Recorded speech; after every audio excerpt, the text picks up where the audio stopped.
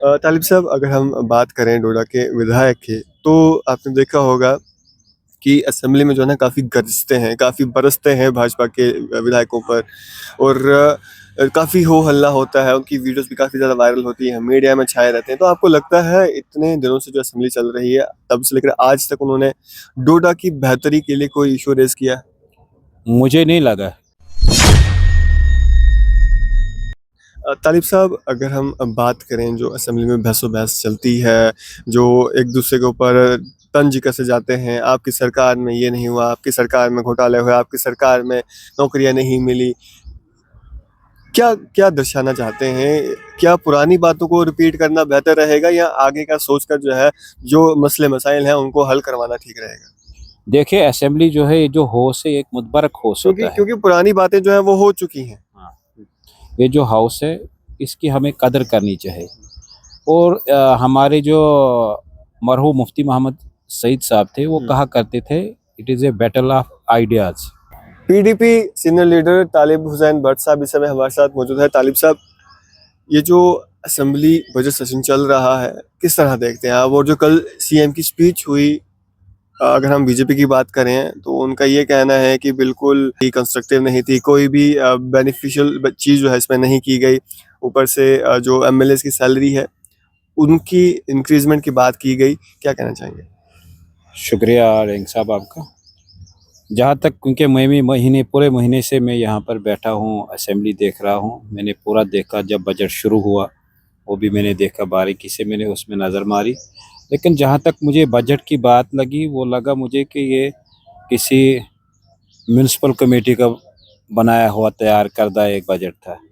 लेकिन आगे देखते हैं, अगर इनकी नीयत साफ़ हो, जिस तरह से उन्होंने पहले वादे किए थे लोगों के साथ कि हम यहाँ पर तमाम लोगों को राशन फ्री देंगे, जो उनका मैनिफेस्टो था, उसके मुताबिक नहीं है। लेकिन जिस तरह से उमर साहब ने कहा कि ये एक शुरुआत है, आगे हम देखते हैं आगे क्या होगा। लेकिन लास्ट पर जो परसों कल कल का जो उनका वो वहाँ पर ग्रांट्स थी, उसके बाद जब उमर साहब ने वहाँ पे ये कहा कि तनख्वाहों की बात की, हुँ। उसमें मुझे ये थोड़ा अच्छा नहीं लगा, क्योंकि पहले ही बजट में इन्होंने अपनी तनख्वाहों की बात की, और बिल्कुल। पहले ही बजट में इन्होंने अपनी गाड़ियों की बात की, पहले ही बजट में इन्होंने अपने डीएज की बात की। जबकि कैजुअल लेबर्स की जिस तरह इस वक्त भी प्रोटेस्ट चल रहा है, ये अवामी मसला है, जो ऐसा मसला है जो बिजली और पानी के बगैर, हवा के बगैर ज़िंदा नहीं इंसान रह सकता है। ये बुनियादी मसले हैं आवाम के। तो इसमें इन्होंने ये रखा है कि पानी पानी का जो एचआर वाले हैं या बिजली वाले हैं, वो कैजुअल लेबर्स हैं, उनका इन्होंने पहले करना चाहिए था। जब अगर इनको, उनके लिए उन्होंने कमेटी बनाई, मतलब 25-30 साल हो गए लोगों को, बेचारों को वहाँ पर काम करते हुए।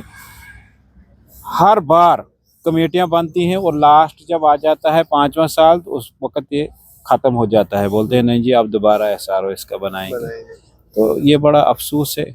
हम चाहते थे कि इस बजट में उनके लिए कोई मखसूस फंड्स रखे जाएंगे, लेकिन ऐसा नहीं हुआ।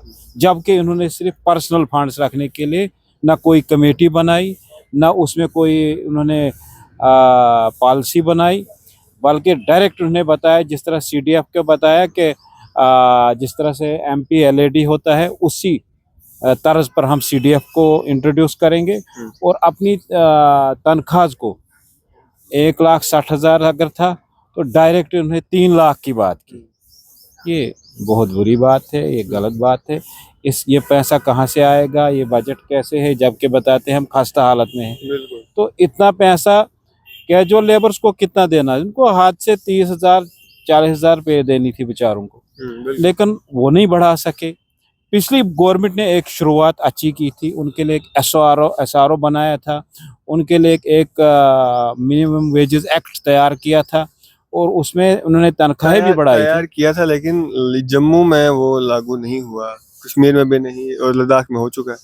लद्दाख में उस वक़्त हो गया, क्योंकि उस वक़्त की जो वहाँ पर गवर्नमेंट थी, उन्होंने कर दिया वो, क्योंकि वो अपना, उनको सारा कुछ, उनको डायरेक्ट कनेक्ट है उसके साथ, दिल्ली के साथ। उन्होंने उस वक़्त हिम्मत रखी और कर दिया। लेकिन यहाँ पर जो था उसके बाद तकरीबन 7-8 साल हो गए 14 के बाद, तो वो पेंडिंग रहा। और लास्ट पर जब रीऑर्गेनाइजेशन एक्ट बना तो उसमें उन्होंने उसको ख़त्म कर दिया पुराने को। तो लेकिन तब भी गवर्नमेंट ने उस वक्त 9,000 10,000 तक पहुँचाया था। तो लेकिन इस गवर्नमेंट को कम से कम अपनी बजट के लिए अगर उन्हें काफ़ी रखा तो इनके लिए भी कुछ रखते, बताते हाँ जी अगली बार हम और करेंगे। इन्होंने इसमें भी बढ़ोतरी नहीं की, फेज मैनर में कुछ कर देते, तो कोई भी रखा नहीं। अलबत्ता एक कमेटी की तश्कील के लिए जो कह दिया। पिछली बार भी करते थे कि हाँ जी हम कमेटी बनाएंगे, आज फिर इन्होंने कमेटी बनाई एक कैजुअल लेबर्स के लिए, लेकिन अपने लिए कोई कमेटियां नहीं बनाई। अपने लिए को तो असेंबली में डायरेक्ट ऐलान कर दिया कि आपकी तनख्वाह बढ़ाना भी ज़रूरी है, आपको डीए देना भी ज़रूरी है। तो ये बड़ा अफसोसनाक वाक़या कल हुआ है और हमें बड़ा दुख हुआ कि जो गरीबों के लिए पॉलिसी थी वो नहीं हुई, अपने लिए पॉलिसी उन्हें बनाई। तालिब साहब, अगर हम अब बात करें जो असेंबली में बहस चलती है, जो एक दूसरे के ऊपर तंज कसे जाते हैं, आपकी सरकार में ये नहीं हुआ, आपकी सरकार में घोटाले हुए, आपकी सरकार में नौकरियां नहीं मिली, क्या क्या दर्शाना चाहते हैं? क्या पुरानी बातों को रिपीट करना बेहतर रहेगा या आगे का सोचकर जो है जो मसले मसाइल हैं उनको हल करवाना ठीक रहेगा? देखिए असेंबली जो है ये जो होश है एक मुतबरक होश होता है। क्योंकि पुरानी बातें जो है वो हो चुकी हैं। हाँ, ये जो हाउस है इसकी हमें कदर करनी चाहिए। और हमारे जो मरहूम मुफ्ती मोहम्मद सईद साहब थे वो कहा करते थे it is a battle of ideas. ये जो सियासत होती है ये अपनी अपनी राय होती है, ये आइडियाज़ का एक जंग होती है, उसका एक कड़ी होती है ये। तो लेकिन आगे क्या यहाँ पर क्या होता है, यहाँ पर बस उसने ये किया इसने ये किया तो आवाम को गुमराह करते हैं। अपने लिए ये शाम को इकट्ठे सारे होते हैं।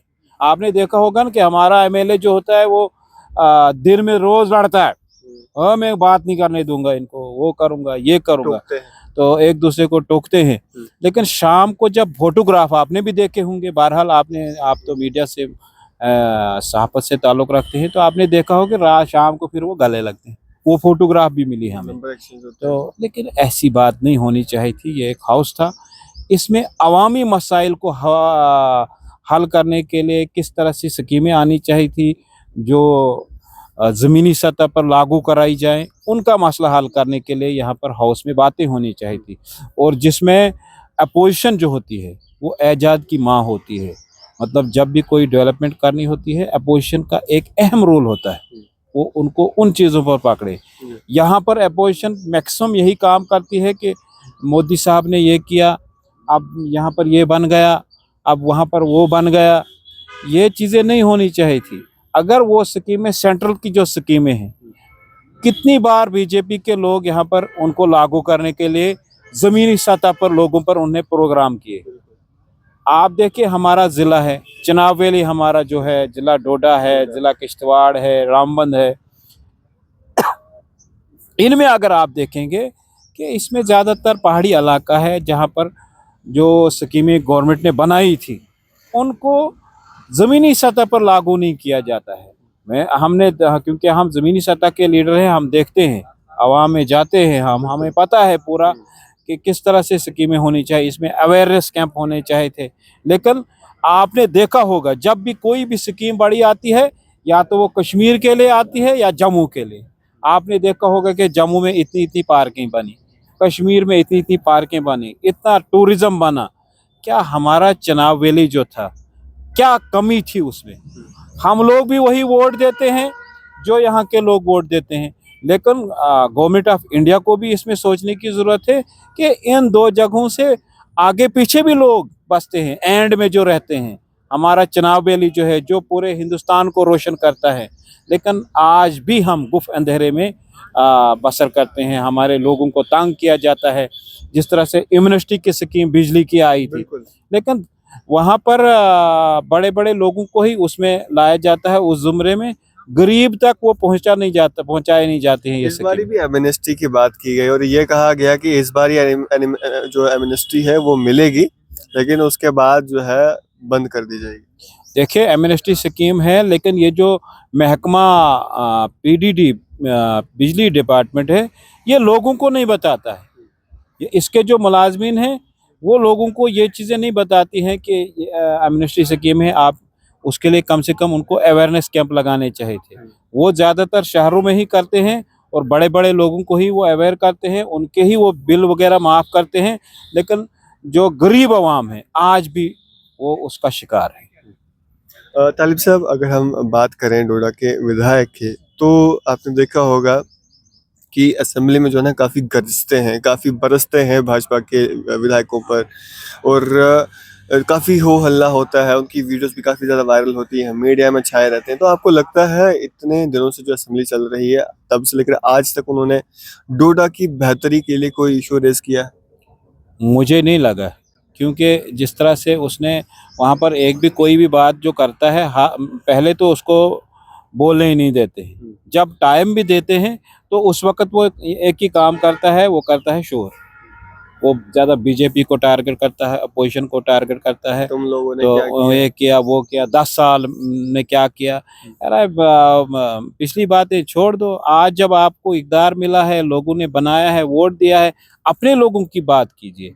आपको वही करना चाहे, मतलब आप देखिए जो उसने प्लानिंग बनानी थी, अभी भी वो पेंडिंग है।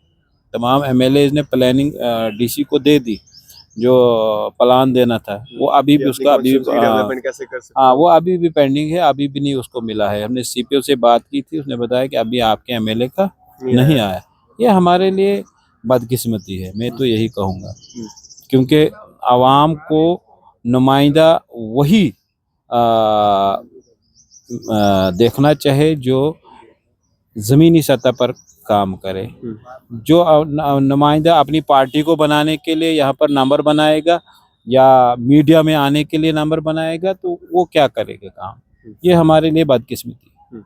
एंग साहब, ये हमारे लिए बहुत बड़ी बदकिस्मती है, क्योंकि जिस तरह से सेंट्रल गवर्नमेंट आज फंड्स देती है, पहले एमएलएज़ को इतने फंड्स नहीं होते थे, करोड़ों में हैं इस वक्त इनको फंड। तो अब इनको समझ ही नहीं आती है हमने लगाने कैसे। तो ये थोड़े लोग उनको समझाएं, ये तो उसको उनको गाइडलाइन पढ़नी चाहिए। बाकी रहा जो असेंबली का बैठने का, इस होश में बैठने का तरीका, बोलने का तरीका, मैं यहाँ के ऑनरेबल सीएम साहब से और हमारे जो सीनियर यहाँ पर स्पीकर साहब हैं, रहीम रहतर साहब, उनके वो काफ़ी पुराने रहे हैं, इस असेंबली के कस्टोडियन हैं।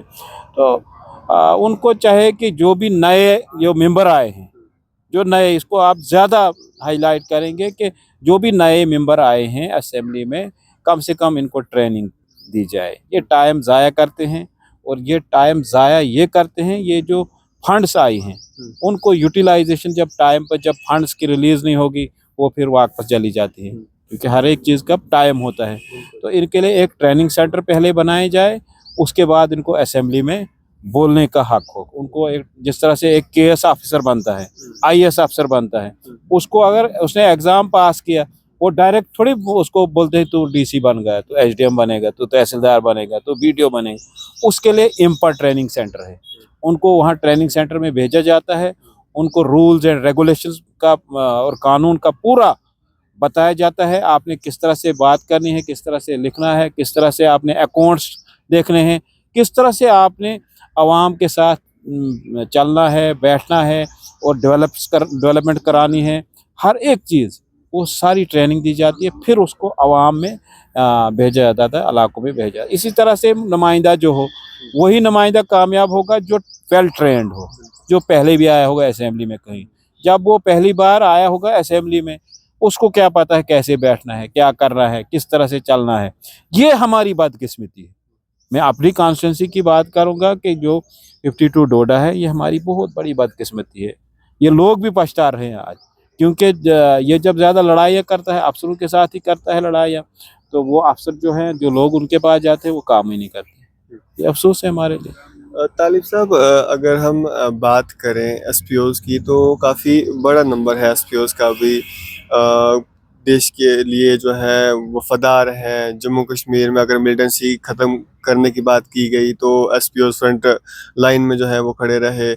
जो पक्के मुलाजिम हैं पुलिस विभाग में, उनसे डबल ड्यूटियां देना, क्या देखते हैं आप एसपीओ का फ्यूचर, और क्या लगता है आपको कि एसपीओज जो इतनी मेहनत करते हैं अपने देश का जो सेवा कर रहे हैं देश के लिए, तो क्या उनका कुछ नहीं होना चाहिए? क्या उनकी रेगुलराइजेशन नहीं होनी चाहिए?